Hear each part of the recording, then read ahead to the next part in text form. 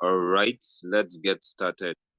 Welcome to our second class of blockchain basics for the curious. And today we will be talking about Bitcoin and blockchain basics. And we would be exploring the mystery behind a person and a name called Satoshi Nakamoto. Our lecturer for today is Onionsman, and he is the marketing and sales lead at Convexity and the co-founder of MoneyRate. Onionsman is a true Bitcoin standard advocate, and he is a multidisciplinary Web3 builder. He has over 7 years experience with design, scaling, and leading solutions across finance, pensions, logistics, gaming, esports, and fintech. Onionsman brings a unique blend of product design, blockchain architecture, and business strategy with a deep passion for decentralization, digital sovereignty, and building systems that matter. Welcome to the session, Onions Man. It's an honor having you once again.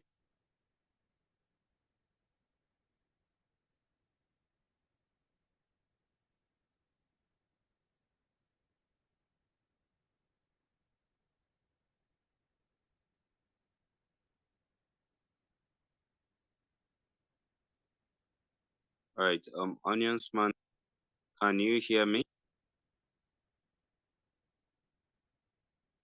Okay, the mic is not unmuted. Let's try that again.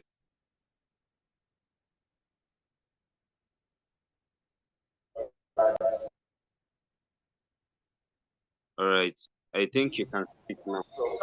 Okay, good everyone. Can you all hear me? Yes, we can hear you loud and clear. Welcome to the class, Uh, Onions Man. Thank you. Thank you so much for having me here today. It's a pleasure to be here with everyone. So, without spending too much of our time, let me just get down straight to business. I'll be sharing my screen. Let me know if you can see it. Can everybody see my screen? Oh, yes, we can. Okay, awesome, awesome.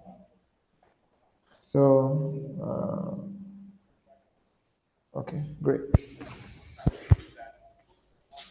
Okay, so basically, I'll be taking us through the roller coaster of the mystery around Satoshi Nakamoto.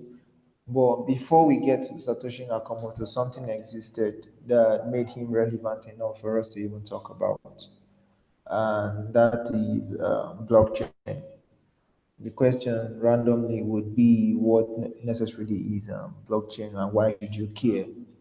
um, Blockchain basically is a bunch of records on a, you could say, in a notebook that everybody has access to, right? Now the kind of people that have access to matters. That's where you now start seeing scenarios where you are saying, oh, public blockchain or private blockchain, right? But basically, that's like, so we're going to go through the breeze of what blockchain is, then so it gives context to what who rather is Satoshi Nakamoto. Yeah, if you don't understand, let me know. So I think pretty much I've been introduced already. Basically, Onions Man is the name.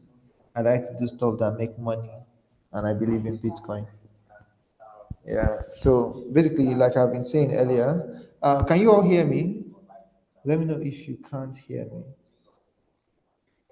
Yes, we can hear you loud and clear. If you can hear Okay. Onions Man, you can drop it in the chat. Just type yes or send a message. Okay. Okay. Awesome. Since we can all hear me.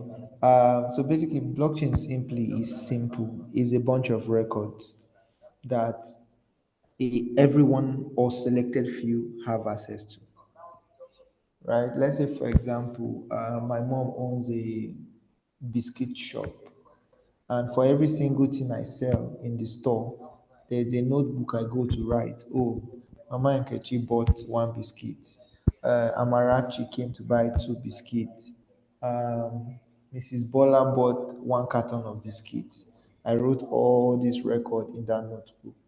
Now that notebook is the source of truth of knowing what was sold in that shop.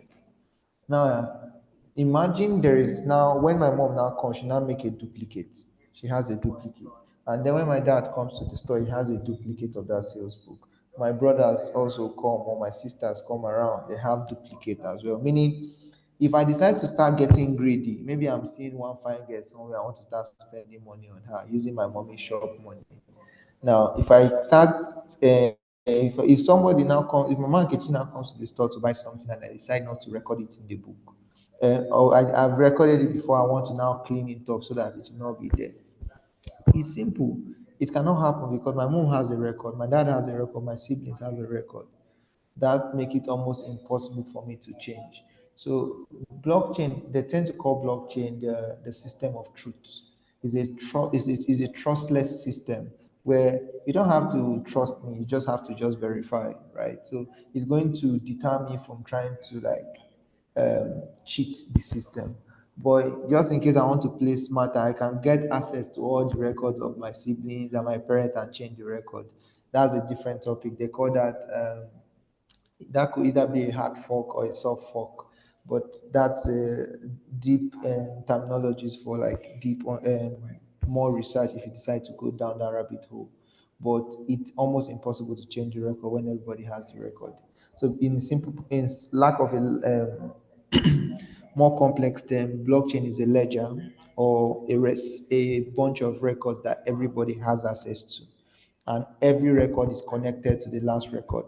The new record is connected to the previous record. The previous record is connected to the first bunch of records, and the future record is connected to the present record.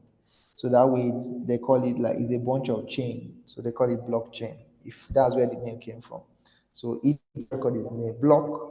They are all connected to each other, so they just know it blockchain. Yeah.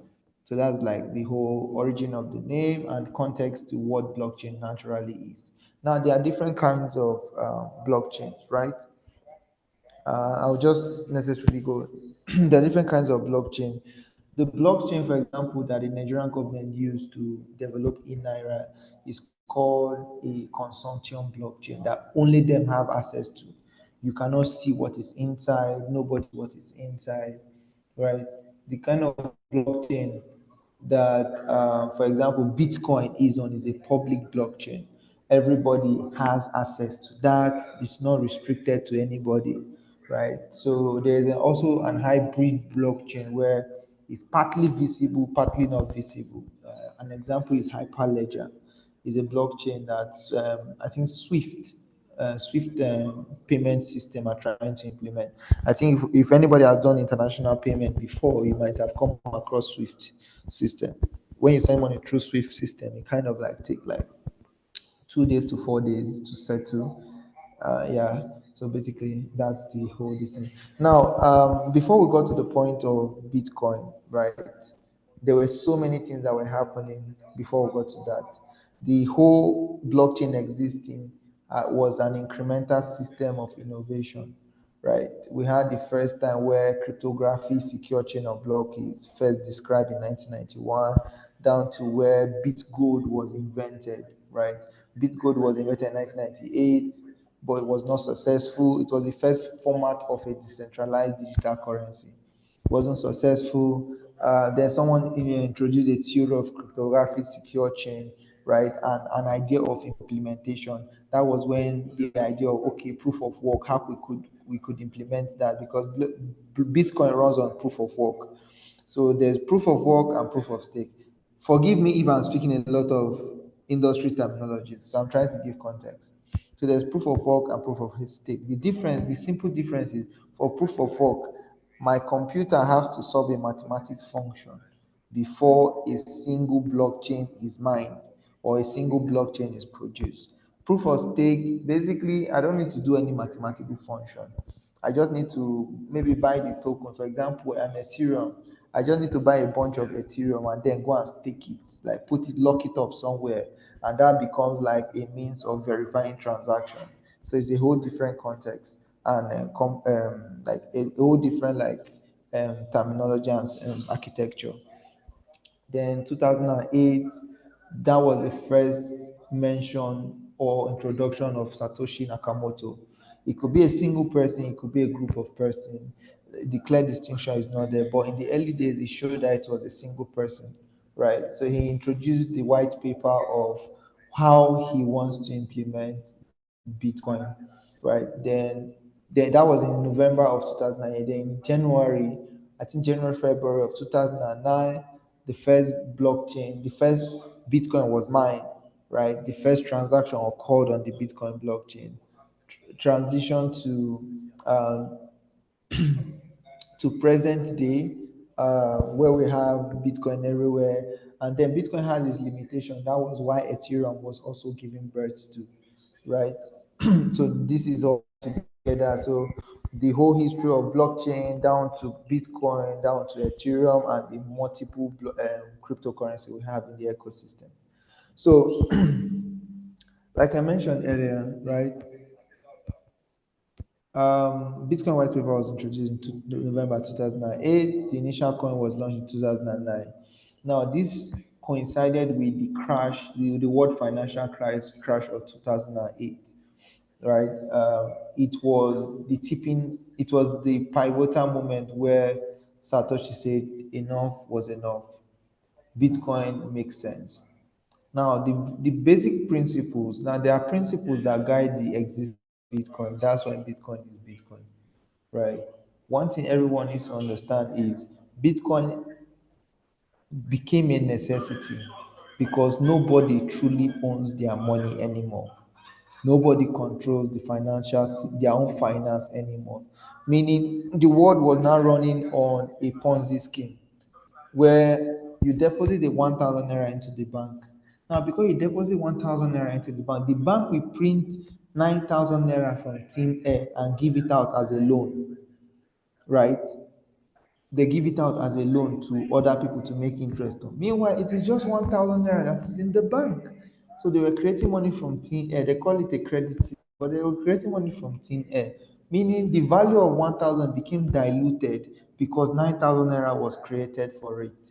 9,000 naira was now in the system. Meanwhile, it was just 1,000 naira that was initially deposited. So that fractional system of banking was a fraud system, and that led to multiple layers of credit or money being printed from just thin air. Nobody, like, there was no, the qualities that make money ceased to exist.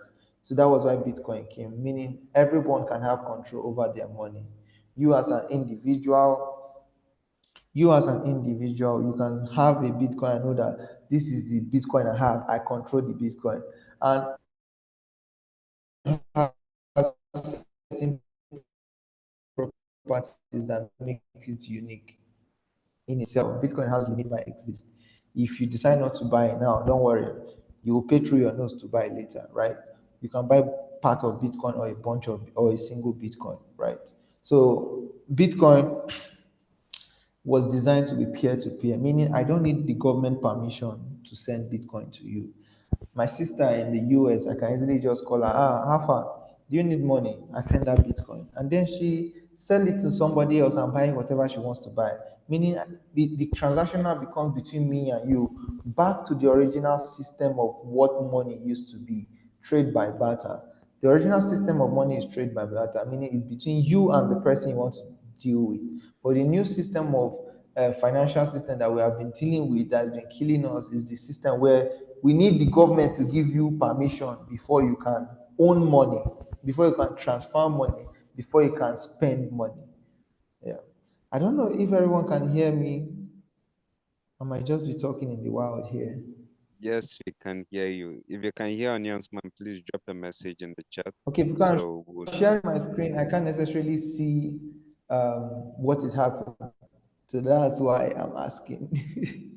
oh yes, we can Okay. hear you. If there's any pause, we'll let you know. Yeah. Okay. Um,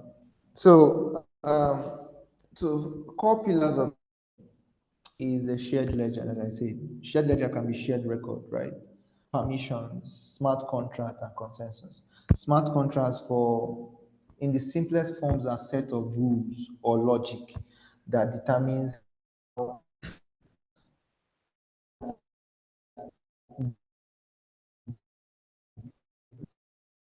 that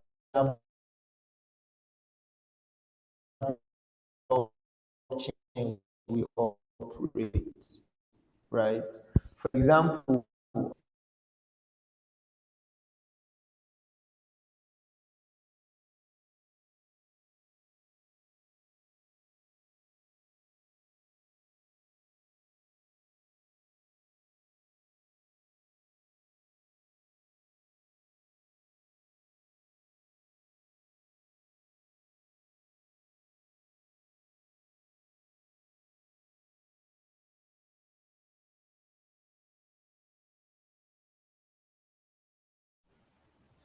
uh,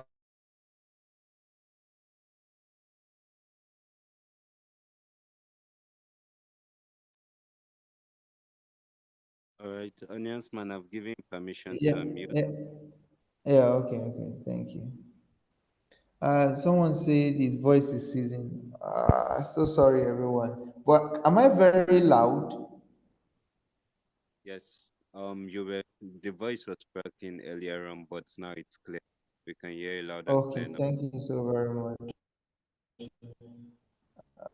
Okay, let me continue. If you can all see my screen, let me know. I'm already sharing. Yes, Can your you all see screen my is visible. screen? Yes, it's Okay, visible now. awesome. Okay, okay, okay. Awesome. So basically, there are core pillars of a blockchain. It doesn't matter the kind of blockchain it is, there are four core pillars. The shared ledger, which means the record, right? The permissions.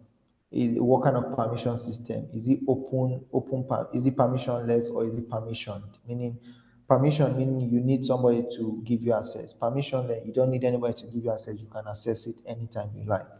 Smart contract means basically what is the logic of how we operate. Um, the example I was given was if I was a primary school student, my basic logic is simple. I wake up in the morning. If I'm religious, I do my devotion. I go take my bath, I eat, I dress up for school. If I happen to have a boss to come pick me up, he picks me up, or if I have to go myself, I go to school myself. Then after school, I pack up my books and all and go back home and wait for my parent, do my assignment and then wait for my parents to come back or I play till they come back. That is the basic logic of how someone that is still in secondary school will operate. That is called a basic smart contract. So it's a predictable process. It's a predictable, is a what if set of logic of how we operate.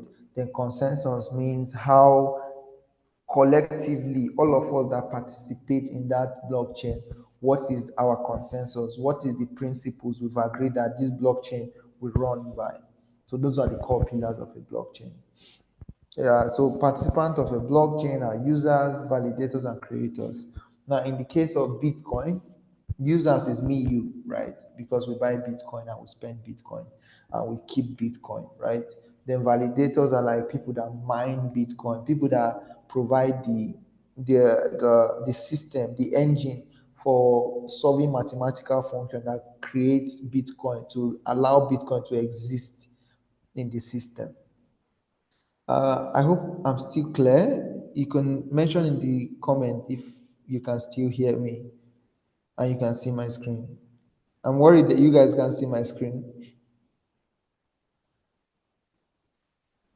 Oh, your screen is visible and we can Oh, hear okay. you. Oh, okay, okay. Great. So creators are basically people that build in a blockchain that uses the blockchain to build products and various services. So basically, those are the participants in a blockchain. Like I mentioned earlier, there are types of blockchain: public blockchains like Bitcoin, private blockchains like the Hyperledger that CBN used to build the inner. There are hybrid blockchain, there are consortium blockchains. So these are like basic pros and cons of a typical blockchain. But ideally, you want to participate in a public blockchain. But then again, there's something everybody needs to understand people, why certain businesses or individuals choose to use certain types of blockchain. For example, just the same way we have the internet that is public, anybody can access it. There's also something called the intranet. that is private and only useful in a particular organization or in a particular building that has that intranet. It allows them to communicate with each other alone without external parties seeing what they are doing. So those are like some things that influence the choice of internet. You could liken that kind of scenario also to Bitcoin, like blockchain. Why certain individual or businesses or government will choose the kind of blockchain they want to operate, depending on what their use case will be. For example, you won't want maybe your military to use a public blockchain because they can be spied on. You want them to use a private blockchain. So those are things that you think about. Yeah. So the basic application of blockchains, right? So I'm just taking us through like blockchain and then tie it down to Bitcoin. So there's banking and finance that is very visible. You have total control over your money. There's currency. There's healthcare for record keeping, NFT versions. There's real estate. There's commerce. There's governance, and there are so many products already implementing this thing already. For example, SiteMart by House Africa implement fraud-proof system using the blockchain, using blockchain for real estate. If you buy a land, your land has a generated NFT record on the blockchain, meaning nobody can come and scam you down the line that you did not buy the land. Right, in commerce, we are seeing it with Stripe implementing base blockchain for payment of using stable coins, right? And some other platforms are also allowing Bitcoin payment as well. For governance, there's something called DAO on the blockchain where all of us will agree on this is the rules and regulation that guides this blockchain. Then we'll set up that rules and regulation. It now becomes a DAO, a decentralized autonomous organization that controls how things should be. If somebody misbehaves, this is how we punish the person. Yeah, simple things like that. Yeah. So there are some basic values of blockchain. Like I mentioned earlier, is a system of truth, is a transparency layer. The transparency comes by design. It is not something that you have to impute. It comes by design. There's reduced cost because it's near instant, right? It's decentralized. That is if it is a public blockchain. If it's a proof of work blockchain, everybody has access. Everybody can verify. The code is open source. It improves efficiency by design. There's data integrity because data is lodged on the blockchain. It is connected from the Genesis blockchain down to the current blockchain that are all connected together. There is privacy as well because you can only see transaction on the blockchain. You can't necessarily know who the person that carries out the transaction is unless you begin to snoop deep and deep and deep and deep. Yeah.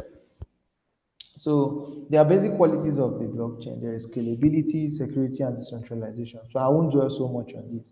So just like when you send money from a Naira bank account, for example, to another Naira bank account, it goes very fast. Those things you could liken that to scalability, right? But you always hear that this bank was hacked, this bank was hacked.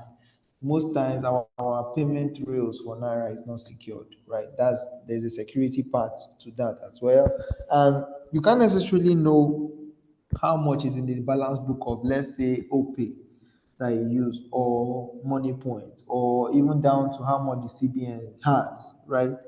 That's decentralization, meaning the record is only known to certain few people. That is like decentralization. But a Bitcoin blockchain, for example, has all these qualities, right? It has security part of it, it has the scalability part, and it has the decentralization part.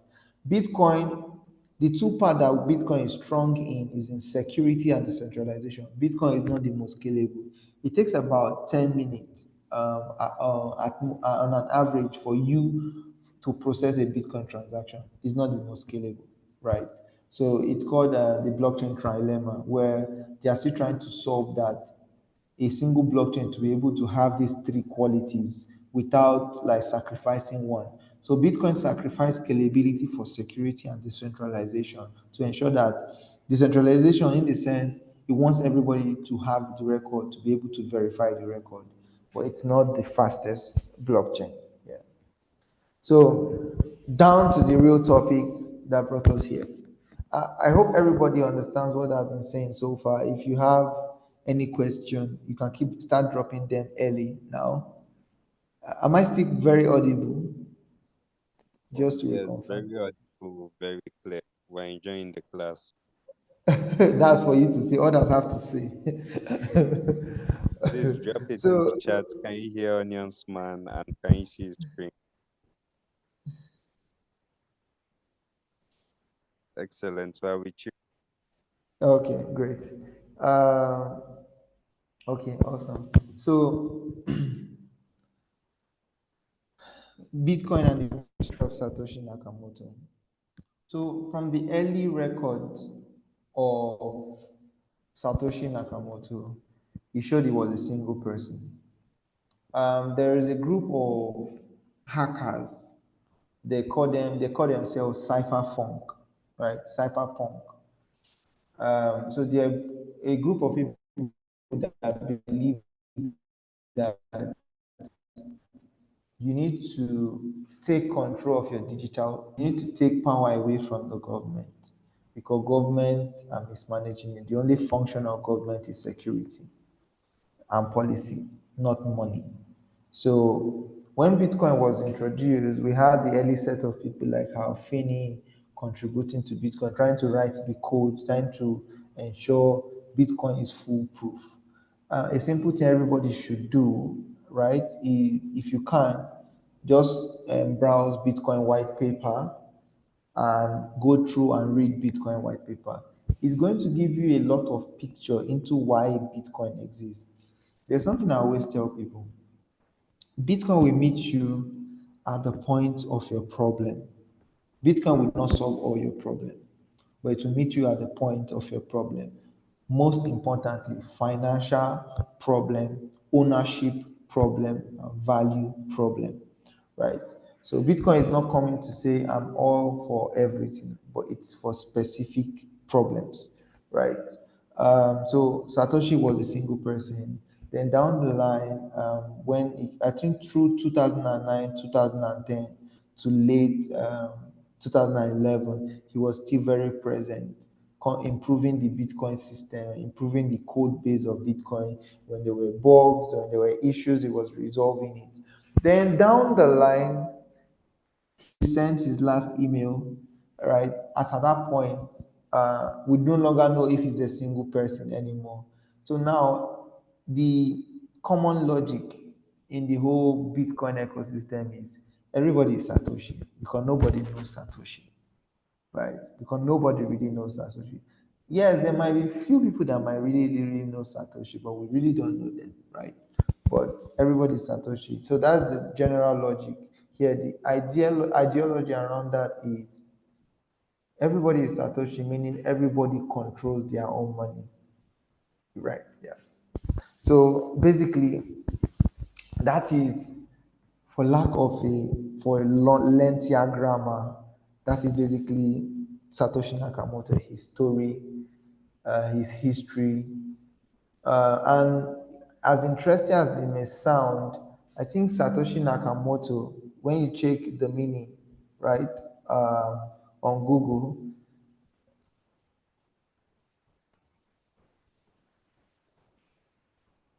are we all there?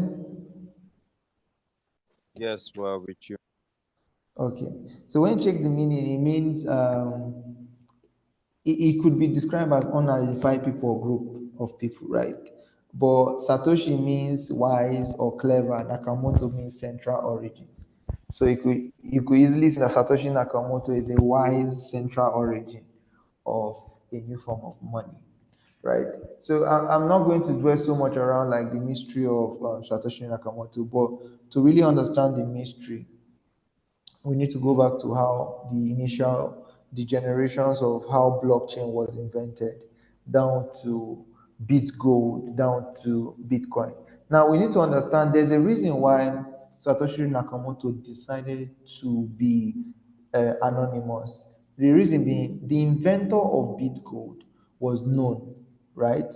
And when he invented bit gold, he felt like basically it was a challenge to the dollar, right? And literally the FBI went and picked up the guy, right? I think they remanded him for 2 years. He was sent to prison for 2 years or so. right? So government naturally always want control. Government by design wants to have total control over your money, over how you spend your money, over how you transfer your money, which is not so by design, right? The first principle of money is you control your money, you control your value, right? Government should have no control over that. But anything that challenges that control from government, they will always want to fight it. So from the failure of Bitgold, I'm sure the inventor of Bitcoin, Satoshi Nakamoto, saw this and decided, oh, we are going to learn from these failures, and I'm going to make sure I remain anonymous. So that is why till date nobody really knows his existence. So the whole Bitcoin is a success of multiple failures, right? Of Bitgold, of the early forms of cryptography, right? Yeah. So basically that's it. So without spending so much time on this brings me to the end of my session, right? Yeah. So basically, that's it from my end. But I will leave everybody wanting. If there's anything you get from this, is as much as most of us were introduced to Bitcoin, most of us, chances are were introduced to Bitcoin as a scam, that it is a scam, or you've heard about it that it is a scam. For me, I'll tell everybody anything. Money has certain properties. Money, by first principle design, means it is a store of value, it is a record of value, and it's a transfer of value. Value means if I work my ass out and I'm paid 10,000 naira, my 10,000 naira should still be able to buy 10,000 naira worth of item this year, next year, next 5 years, next 10 years. That is what money should do. It is helping me to preserve my value. And when I want to buy that item, it should be help me transfer my value. And whenever I want to check my net worth and know what do I have, it should be able to record that value for me, right? Bitcoin fits all these principles. Bitcoin is controlled by you and not the government that keeps printing money as if the trumpet will sound tomorrow. Yeah. So basically, if there's anything I'll leave you all with, buy Bitcoin and learn stuff. Yeah. So that's it from my end, and I'm open to all your questions. Thank you so much, Onions Man. Thank you so much for the amazing session. So, like Onions Man said, everybody is Satoshi, and with Bitcoin, everyone controls his own money. It's time for questions on blockchain basics class. If you have your questions, you can just raise up your hand as usual, and I'll unmute you to ask your questions, or you can also drop your questions in the chat. So please, let's have our questions rolling in for our lecturer so you can answer them and attend to us. Raise up your hand and I'll unmute you.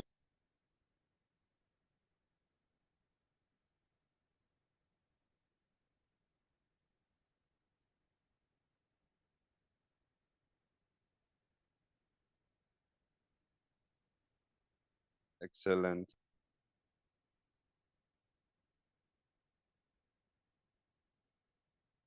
Do you have any questions? Let's have your questions. Okay. Yeah, just raise up your hand if you have questions. I'll unmute you. You can ask your questions. And if there are no questions, we'll let our lecturers go. And our attendance is currently live as we speak. So questions, if there's no question, in the next 2 minutes, we'll be letting our lecturer go. Thank you so much, Onions Man.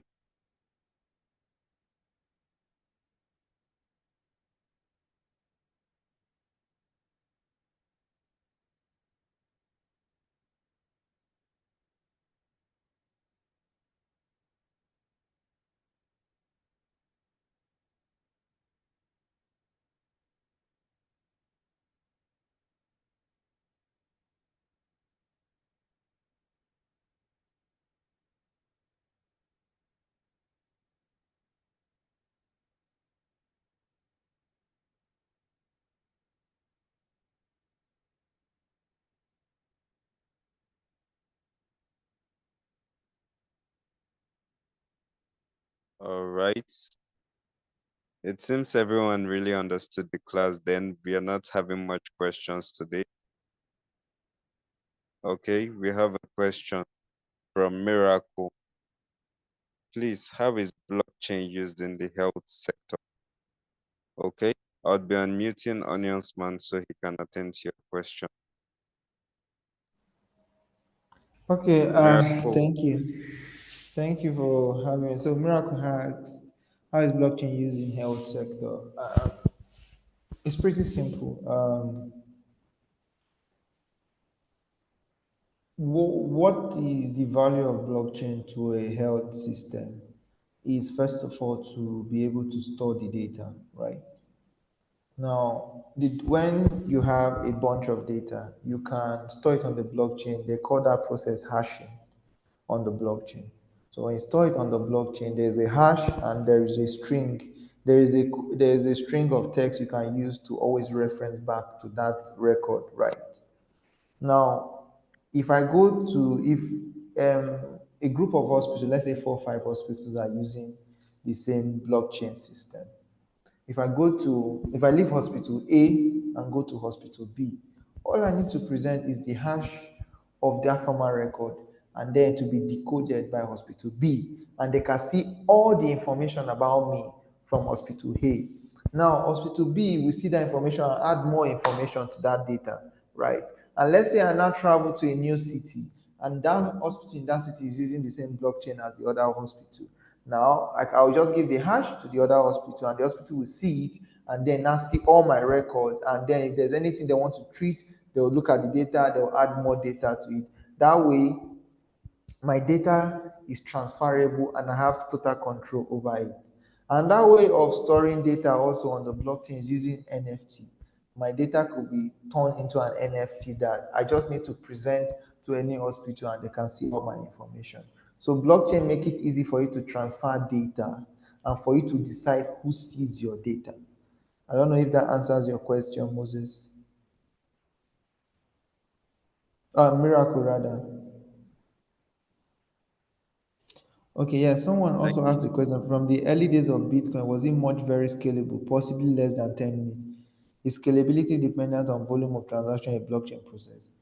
I think from day one, Bitcoin blockchain a block was designed to be mined in 10 minutes. It was put by design, right?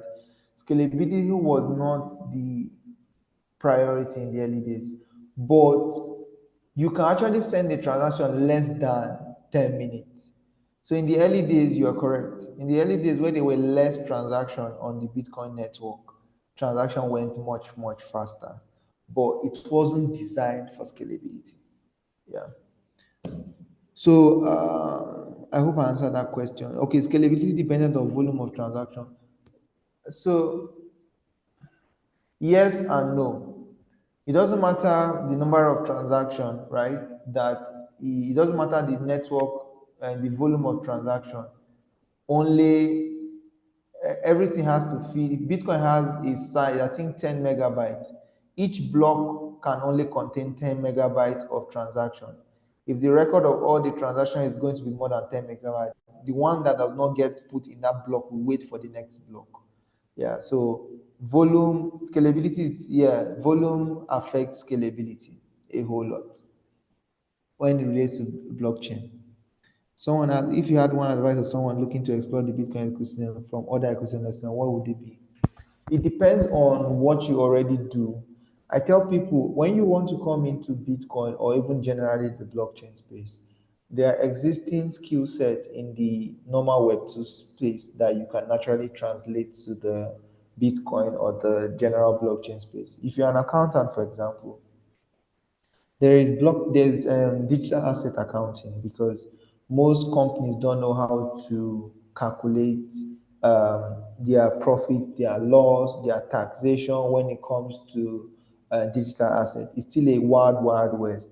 So they need someone that understands blockchain, that need someone that understands digital asset to come in. Those are like if you're an accountant, if you're a lawyer, if you're a content creator, I think those are the popular ones where you start creating content around like Bitcoin, blockchain, and all of that. For example, I have a couple of friends that run a Bitcoin only business, right? And they are looking for marketers. But not all marketers understand Bitcoin. So if you're someone that understands Bitcoin properly, you will naturally know how to market Bitcoin. So you can easily work in a Bitcoin only company, right? But that's one. Then there's the development part of Bitcoin, right? You can come in into Bitcoin development because Bitcoin is open source. There is a lot of grants, there's a lot of fellowship, there's a lot of company looking for Bitcoin developer. And it is surprising to know that there is not a lot of good Bitcoin developers out there. So if you come into the Bitcoin development space and you're good, you're going to be in high demand. Now, with the new another way you can come in is companies are now buying Bitcoin and keeping on their balance sheet, right? And keeping it as an asset. You can be a Bitcoin strategy officer, right? And creating strategies on how businesses can buy Bitcoin. For example, I have a friend, she runs a tailoring shop. I set up a system for her to be able to buy Bitcoin from the profit she makes from her tailoring every month or whenever she gets money. She's making more money from that, from the Bitcoin she is holding, than the profit she has been making for a long time, right? So these are like various innovative ways people can come in, right, in the Bitcoin space. I hope that answer that question. I can't really give specific, but I just give generalist. John Yakubu asks, my question goes like this: I've never heard anyone talks about blockchain in the religious settings. Although I know there is this unnecessary fear religious setting about all those so-called the devil's number. How can blockchain help me? About religion, I really don't pay much attention to it. Like, okay, for example, I'm a Christian. Like the world will end when it will end. But before the world ends, what will happen. Like there's this mantra I have: what will go wrong will go wrong, and what will go right will go right. Right. So if your religious setting does not allow it, let them be. Right. But the most important thing is, if you see the value, the most important obligation you have is to tell your family, is to tell your immediate cycle that this is the value here. How do we play in? How do we plug in? And how do we maximize it? Yeah, I think basically that's it on that. I hope I'm able to answer that question. There is no more question. Are there any more questions?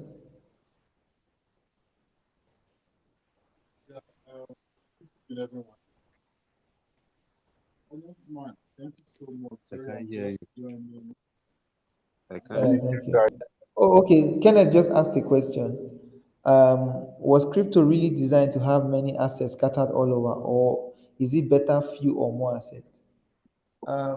You can't control what people do with blockchain. It's a permissionless world, which is good, right?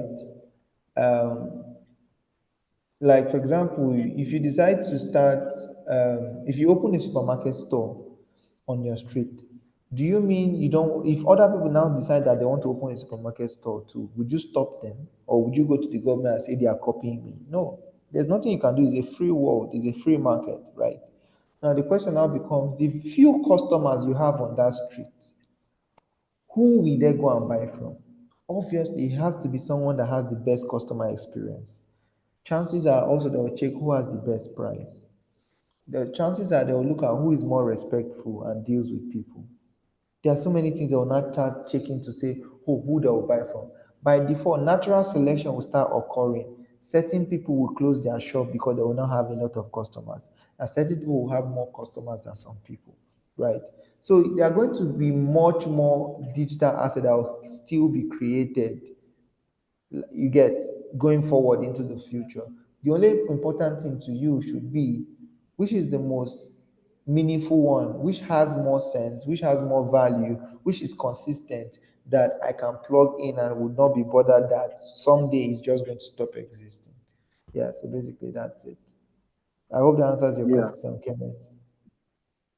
yeah. Can you guys hear me? Can you hear Yeah, me? Am I yeah, I audible? can hear you. I can hear you. Awesome. Good evening, everyone. Sorry I joined late. I had to attend another meeting. Thank you so much, Onions Man. I've not been here, but I mean, I trust your lecture. I was around during the last cohort, so you did good. I'm sure that the participants for this cohort are in safe hands. So, I joined when you were trying to respond to someone's question. I think the person's question was around crypto and then religion, right? So, I just want to add to what you said, right? So, I think um, there is space when it comes to crypto, Bitcoin, and the rest of the other cryptocurrencies.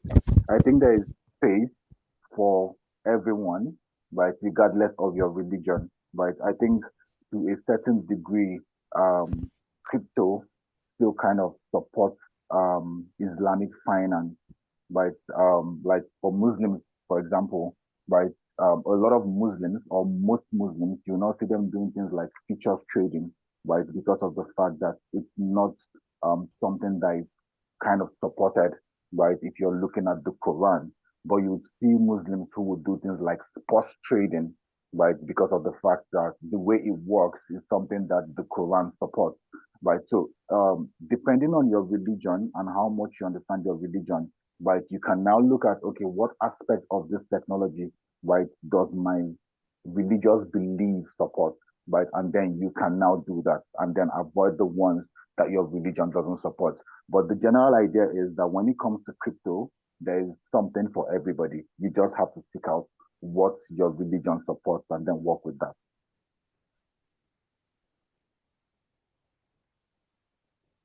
So, Onionsman, you can carry on. I just thought I should add Okay, this to I that think I've already particular. answered everybody's question. I'm just waiting for if there is more questions, I'll answer. Oh, okay, okay, okay, awesome. Does does anyone have any other questions before we round up today's lecture? Meanwhile, Onionsman, how you doing? It's been a while, brother. How have you been? I'm doing splendid. I'm doing splendid. Just a lot of work. Yeah, I can imagine. Thank you so much for making out the time No for this problem. session. So for everyone, right? Bitcoin blockchain does not care about your tribe, your religion, or what you do. The most important thing I need you all to know is what is your problem, and does Bitcoin and blockchain solve it? If it does not solve it, don't force it. If it solve it, maximize it, double down on it. And there are many opportunities in the blockchain and the Bitcoin space because we are still very much early, right? It's not yet saturated. So the best thing to do is, okay, find a niche in the Bitcoin and the blockchain space and double down on it. You won't want to be just pure consumers. You won't want to be jumping everywhere and looking for, oh, the next airdrop to take. No, you would want to actively like participate. For example, Candleweb, the organizers of it, they have an AI bot that trades digital assets. It's simple. You could start with as low as you can, at lowest amount you can to maximize, to take advantage of the market dynamics, right? The volatility in the market. There is skill set you have, provide services to businesses or projects, right? By creating content for them, by writing content for them, by even down to being a developer, like be down to being a graphic designer, down to being a motion designer. You want to provide these things and get benefit from the industry rather than you just being fixated on, oh, getting a drop is the only way you think you can really maximize from the industry. The industry is going to keep growing and the industry is going nowhere. Soon we'll have elections running on the blockchain. It's already happening, right? In some part of the world. I know in a state in the US it happened. In some states, in some in one European country, they are using blockchain for their election. So there's a whole lot of policy implementation. They are going to need a whole lot of people that will need these things. So just like the way for those that watch football, where there's cameraman, there is the linesman, there is the fans, there is the cleaners in the stadium. So there's a lot of opportunities in the blockchain, in the Bitcoin space. You would not want to just be fixed into a single narrow focus like airdrop and forget that there is so much more opportunities out there. That's just something I just wanted to leave everybody with. Above all, go and buy Bitcoin. Thank you for having me today. Thank you so much, Onions man. It's an honor having you. Thank you for sharing. Thank you for educating. And thank you for advising. We really appreciate you. Thanks for this amazing session.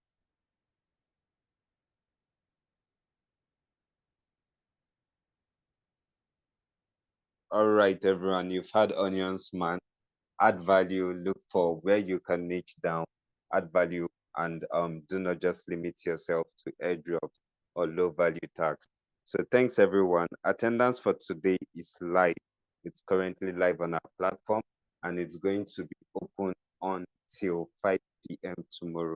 So please sign the attendance, complete the tags, we'll verify them and you receive your rewards.